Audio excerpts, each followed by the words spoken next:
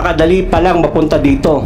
Gagawa ka lang ng isang kwento at katang-isip na kwento sa pamamagitan ng pambobola, mapupunta ka na rito. Huwag mo kaming bulahin, ha? Yes, sir. Ha? I will cite you in contempt directly kung sinungaling ka dito, ha? Sabot ko, sir. Wow, ang galing mo. Galing mo. So, ibig sabihin, sino nag-utos sa'yo na pasakayin mo si si Enriquez? Sarili ko lang, sir. Sarili mo! Yes, sir. So, you're a hero! Kung nabubulang mo yung ibang tao, not me. Ha? Yes. Not me. Kasabot ko, sir. Ha? Morales, Yes. meron kang sinabi last hearing about yung video na kinukumbinsi ka ng mga tao o ng tao na to be silent, huwag na testify sa committee na ito. And you said it is covered with video. Yes, Your Honor. Okay na yan? Okay na? So, sige, please play. Kaya ganito, Padre.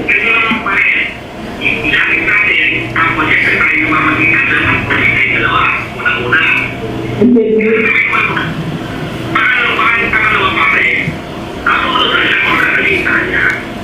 Yun po yan, Padre, no? Naiintindihan ko yun. Kaya uulitin ko, Padre, yung mama, hindi niya ginusto ang sitwasyon niya. Hindi niya ginusto, Padre. Never. Sinabi ko na pero ayaw mo hawakan yan. Kaya mo hawakan. Kaya kong iparating yung mensahe. Pero yung sariling desisyon. Kaya na. Ibig sabihin, Padre. May Padre, bago nung tayo mawak ng informasyon, ang sinasabi ko, Padre, kung ano magiging desisyon niya sa kanya yun, Padre, diba? Kahit kabubuti niya yun. Siyempre ako, itutuloy ko. Ito ako magiging kung sino gustong mga pangalan na sinasabi mo. Wala akong mapangitin. Ang sinasabi ko, yung solusyon, remedyo, or what, siya magdidesisyon sa sarili niya. Padre, diba?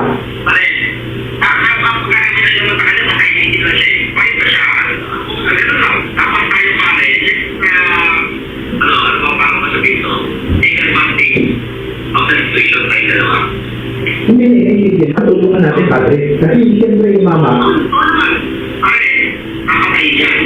Alam mo yun, makakain yan. Baka magkakasawa yan o ano mangyari yan. Alam mo naman ako yung sakit sa puso mamamayan. Alam mo naman yun. Maraming mga makailan tao na yun, hindi yung pinapalay. Sige, Padre. Ganun na muna. Para makabiti ka.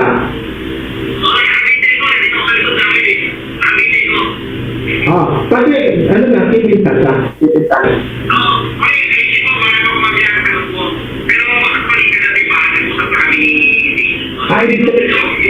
Ibig sabihin, para kilala ko. Ibig sabihin na tumawag si Lampala, KJ.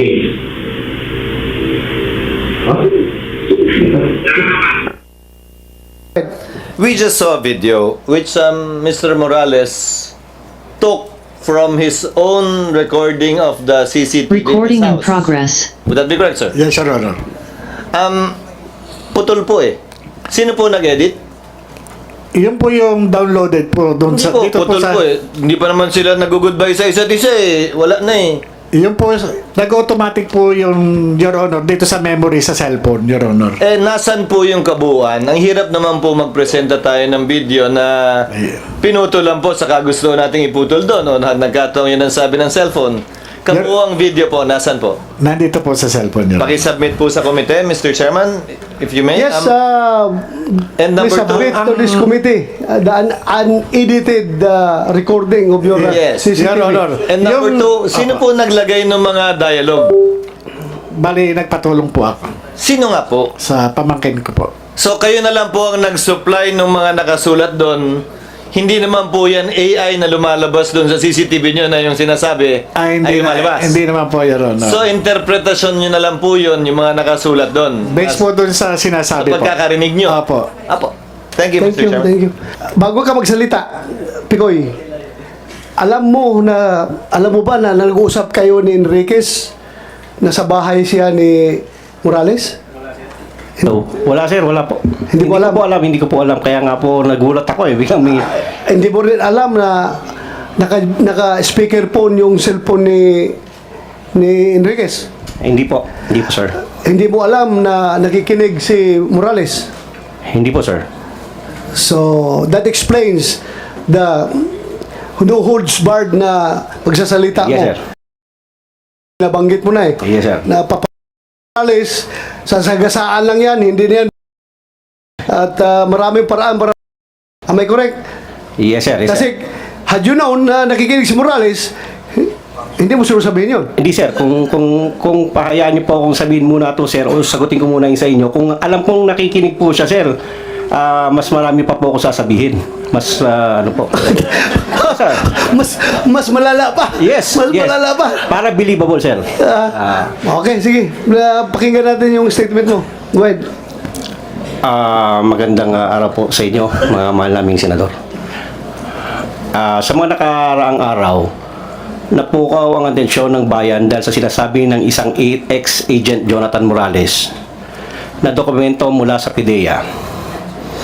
Noong nakaraang pong hearing, nabanggit niya na ni Ginoong Morales ang pangalan ko na Eric Santiago na tumawag sa isang Romy Enriquez na sinasabi niya na nais ko siyang pigilan sa kanyang pagsalita tungkol sa nasabing dokumento. Sa punto pong ito, nais ko pong ipabatid sa galang-galang na Senado ang wala akong intensyon na pigilan at ang totoo ay upang patunayan lang sa bayan ang dalawang bagay. Ano po yun? Na napakadali pa lang mapunta dito. Gagawa ka lang ng isang kwento at katang-isip na kwento sa pamamagitan ng pambobola, mapupunta ka na rito. Pangalawa, na upang pabulaanan at bigyang kalinawan ang mga bagay-bagay na sinasabi ni ex-agent Morales sa pamamagitan sa pagpapakita ng mga dokumento na dala ko. Siyensya na sir, hindi ako sanay magsalita sa maraming tao. Panglubog lang sir eh. Please continue. Gusto ko rin gamitin ang oportunidad na ito upang humingi ng taus-pusong paumanhin sa mga taong walang kinalaman sa aking plano, ngunit alam kong grabing naapektuhan dahil sa paggamit ng kanilang mga pangalan. Unang-una po, kay paring Romy, pare, pasensya na, nasama ka rito. Pero I have to do this eh.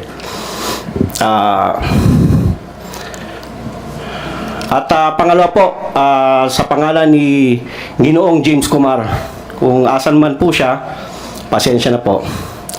Sa nasabi ko po na dokumento, ipakikita ko pang magbigay dagdag linaw sa sinasabi ni Expedient Morales. Nandito po yon. May hawak po akong dokumento na gusto ko lang ipakita talaga. Ito po yung rason kung ba't pinasakay ko sila sa usapan. Para makapunta lang po ako rito at may presenta mga dokumento sana na magbibigay linaw sa mga sinasabi ni Agent Morales. Ano yung sabi mo, pinasakay? Yes sir, pinasakay. Parang dalawang ang gusto kong patunayan sir eh. Magkwento ka lang, makakarating ka na rito. Kwentong barbershop sir. Kwentong barbero lang. Katang isip. Makakarating ka na. Andito po ngayon, napatunayan ko ngayon yun. Napatunayan mo ngayon? Yes sir, nandito po ako. Kasi... So you mean to say, itong committee na ito ay pwede pala mag-imbestiga ng katang-isip lang? Ako po, ang sinasabi ko, yung akin po, hindi po kayo. Kayo po ay tunay. Alam ko po ang inyong layunin. Ako po ay para sa akin, gusto ko lang pong makarating dito upang magbigay linaw lang po, magdagdag linaw sa dahil sa mga dala ko. We are not interested of your dagdag linaw. We are interested on what happened, what transpired in that recording. Kaya yun ang explain mo. Huwag ka na maghanap pa ng ibang dagdag linaw. Please explain your side as far as that video is concerned. Yun po ay katang-isip ko lang. Pasensya na po kayo. Kaya po humingi po ako ng tawad nga po kay paring Romy at saka kay... Katang-isip na... Kasi actually sir, hindi naman para hindi naman para sa lahat yun eh. Sa amin lang sana yun. Pero dahil po na napunta po ako dito, dahil nga po sa isang salita niya na... Sandali, katang-isip lahat ng sinasabi mo doon? Yes sir. Kinakatang-isip mo ito si Kaya nga po humingi po ako ng tawad sa kanya eh. Kaya, Wow! O hindi naman kami grade 1 dito, mga senador kami. Ay nako, ibig mong sabihin na binubula mo lang siya para mabula kami, para imbitahin ka dito, para makapagsalita ka ng something against kay Morales. no, mali po Ganon, yung- ganon. Yan ang Mali po, lumalabas hindi po kayo sinasabi mo eh. hindi po kayo dapat kong bulayin. Hindi sir. ako binubula mo, siya ang binubula mo para pagbula mo sa kanya, mabubula rin kami kasi may video yun nga usapan ninyo eh. Ibig mong sabihin, ganun kakagaling iyo. Kahit na ilang bisis ka kaso mo, yung kaso mo, wag mong pasis ko lang yun. Yes sir, I understand sir. Pasis lang yun sa aking panerbisyon pagkapulis. I understand, Kaya huwag mo akong bilugin dito, ha? Yes, sir. Kung siga ka, kung maro ka sa labas, kung nabubula mo yung ibang tao, not me. Ha? Yes. Not me. Kasabot ko sir. Ha? Kasabot ko sir. Anong Bisaya man ka? Taga saan ka? Taga Davao ako mama sir. Ibig sabihin, puro maro, taga Davao. Dili tao sir. Ay, Ay. Now, please, continue. Explain your side yung nangyayari sa usapan na yun. Sige, I will give you the floor. Huwag kang lumihis sa ibang topic. Yun lang muna. Stick to that video. Yung lahat na sinasabi mo doon, bigyan mo ng context, bigyan mo ng explanation, Yes, sir. bakit mo nasabi yung mga bagay na yon. Please. yung kung totoo po, ako po nandito, ang purpose ko po is magsabi ng totoo. Yun nga, sabihin mong totoo, bakit ka tumawag kay Marquez at mga sinasabi mong patatahimikin siya, huwag na magsalita, at may binanggit ka ba nung pangalan na Lam? Ano yung Lam na ibig mo sabihin? Sir, actually sir, narinig ko lang sa YouTube yun sir eh. You play, kumsek, you play. Baka sabihin naman, Hindi, ibig sabihin sir. baka ibig sabihin, yung committee na ito, gumagawa na naman ng AI generated video recording, ha? Kumsek, please play the video. Yung sinabi niyang Lam. Narinig mo lang yan, hindi mo ginamit. During your conversation, hindi mo ginamit yung salitang Lam. Sir, ginamit ko nga. O, ginamit Ginamit ko mo? nga sir, kasi ganito nga Ano sir. ibig mo sabihin ng Lam? Sir, ganito po yun. Sandali! Anong ibig mo sabihin ng Lam?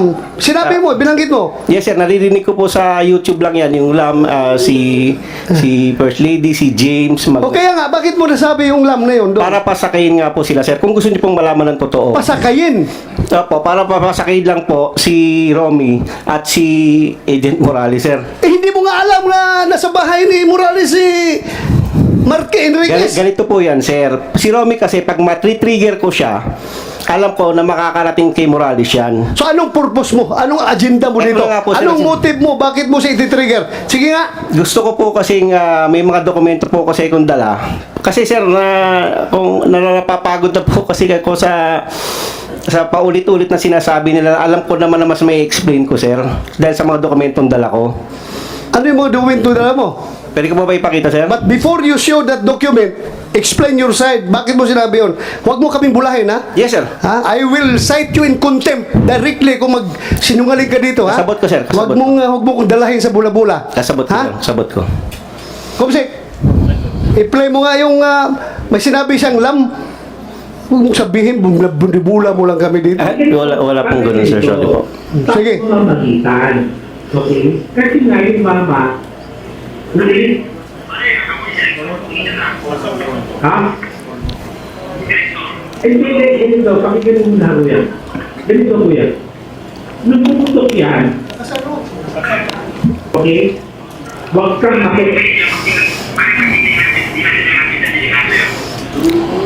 Kaya nga ganito, padre.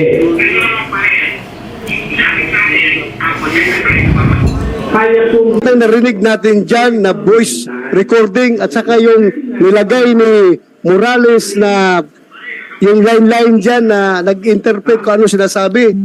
Totoo, the same as you have heard as your conversation with Santiago? Mr. Senator, the video speaks for itself. Okay, correct. Yung narinig mo dyan, totoo. I confirm, sir. So, do you confirm na pinapasakay ka lang ni Santiago? Binubula ka lang niya? Well, knowing Eric Santiago, even during our NAPOLCOM days, hindi ko po makuha, malaro po siya eh. Malaro po siya, malalim. Malalim babaw nga eh. Malalim. Ang babaw nga eh. Hindi po. Pati kami, papasakayin niya. Hindi Ang po. babaw mo. Ikaw, nalalaliman ka sa ganung style? Well, that is per my assessment. Kasi may mga statements po siya na Baka ang malalim sa'yo yung tao na mahilig pumatay kuno, mapapil-papil, yan ang lalim sa'yo? Malaliman ka niyan? No, Your Honor. I've been with him with Napolcom for almost 5 years. So you confirm na yung narinig natin na video recording at saka yung nilagay ni Morales na mga wordings doon, narinig mo yan during your conversation with Santiago. Yes, Mr. Senator. Do you confirm or deny? I don't deny. Para po sa Hindi, yung sinabi niya na binubula ka lang niya. Well, Para daw makapasok siya dito sa Senado at makapagbulala siya ng mga record na hawak niya against Morales. Mr. Senator, I cannot accurately answer what is his intention. That is his intention.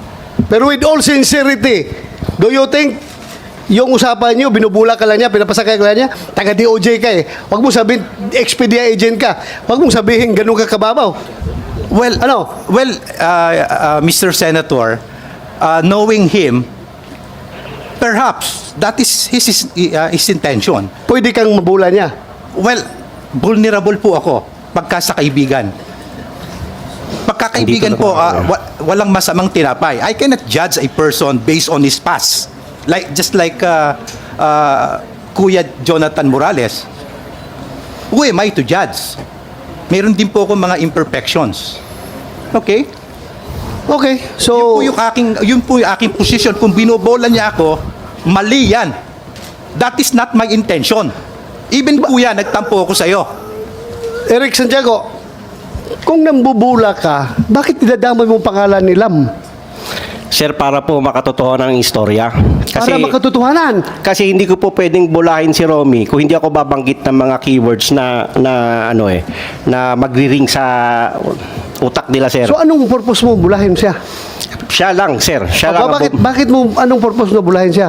Kasi para ipatawag kita dito.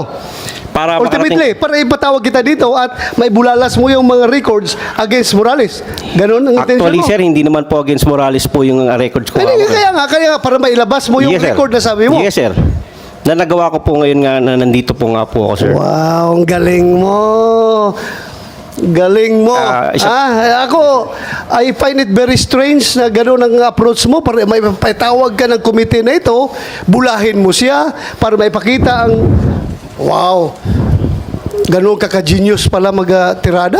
At dinideny mo lahat ng sinasabi mo sa video na yan. Hindi ko nga, sir, dinideny. Inaamin ko nga po, sir. Dinideny mo nga yung truthfulness. Yes, sir. Yes, sir. Ha? Opo, Yung opo. veracity, totoo yan. Yes, sir. Pero yung truthfulness ang sinasabi Yes. mo sa video na yan ngayon, dinideny mo. Yes, Sabi sir. mo lang, nabubula ka. Yes, sir. Wow, kasi may video. Pero No, kung sir. walang video yan, hindi mo dideny yan. Sir, actually, pwede ko i-deny yun, sir.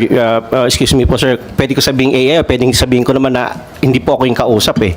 Pwede ko pong gawin yon. Pero hindi ko nga po ginagawa Hindi ka yun. naman maka-atras kasi kausap mo, mayroong telephone number sa'yo, kayo nag-usap. Pero, sir, Akala mo ba, pwede ka mag-deny dito? Sir, hindi po. Try mo i-deny at Yes, sir. I understand, sir. Kasabot ko, sir. Kasabot yun kayo. pinatawag kita dito para magsabi ng totoo. Yes, sir. Ha? I understand. Hindi ka pinatawag dito para bulahin kami dito. Yes, sir. Ha? This is a serious matter. Ha? I understand, sir. Huwag kang sasakay-sakay ka lang, gagawa ka ng gimmick para maipatawag ka dito, para maipabulalas mo yung gusto mong dokumento palabasin. Wow, how shallow your motive. Yes, sir. So, ibig sabihin, sino nag-utos sa'yo na pasakayin mo si Enriquez? Sarili ko lang, sir. Sarili mo! Yes, sir. So, you're a hero! Nasa sa inyo, Ha? sir, kung paano nyo ako titignan ngayon, sir. Pero yun po ang You katotohanan. are a hero, sarili mo lang. Nasa sa inyo na po, sir, kung paano nyo po ako titignan. Pero ang sinasabi ko po ay totoo. Galing sa aking puso, sir. Galing sa iyong puso na binubula mo lang talaga ito. Yes, sir. Binobola ko po lang po si paring Romy, sir. But I don't find any valid motive. Bakit mo siya bulahin para makapagsalita ka dito? Bakit? Bakit? Why? Oh, why? Kasi sir, yun nga, kagaya ng sinabi ko, napapagod na po kami. Napapagod na po ako doon sa paulit-ulit na, pasensya na po kayo sir. Oh. Kung, kasi marami po doon tungkol sa dokumento na pinipresent niya na mas, dapat sana mas maintindihan, mas ma-explain ko po para sa akin po sir. Para lang po sa akin, kung bibigyan niyo po ako ng pagkakataon sir. Bakit mo ma-explain? Anong kinalaman ng mga record na yan sa pinag-usapan? Kung hahayaan niyo po akong ipakita yung record na yon, maaari po siguro ma-explain ko na mas mabuti. But to start with, yung intention mo is with malice. Ha? Very clear, with malice ang intention Yes, sir. mo. Dahil niluluko ka ng tao para lang makapunta dito. So, ibig sabihin, kung kaya mo lukuhin si Enriquez, yung ipipresent mo na papilis dito, pwede rin, lukuhin mo kami dito, ang committee ito. Sir, wala po akong intention na gano'n. Wala nga, but to start with, diloko mo na siya. Pinasakay mo, according to you, pinasakay mo lang siya. Yes, sir. Oh, so paano kami magtiwala ang committee sa'yo kung ganoon pa lang style mo? So useless din presenting that evidence kung to start with, ang intention mo ay tainted with malice. Para sa akin po, sir, subukan niyo pong muna akong pakinggan, ipakita ko yung dokumento at maipaliwanag sa inyo ng mas intent. Before you present that document, submit mo muna sa committee. Titingnan namin if that is germane to the issue at hand. Isubmit mo muna yung dokumento dito, pag-aralan ng legis namin, ng COMSEC, kung germane yan. Otherwise, gagawin mo na namang binyo itong itong committee na ito for other reasons. Please submit that to the committee, pag-aralan namin, and we will get back to you.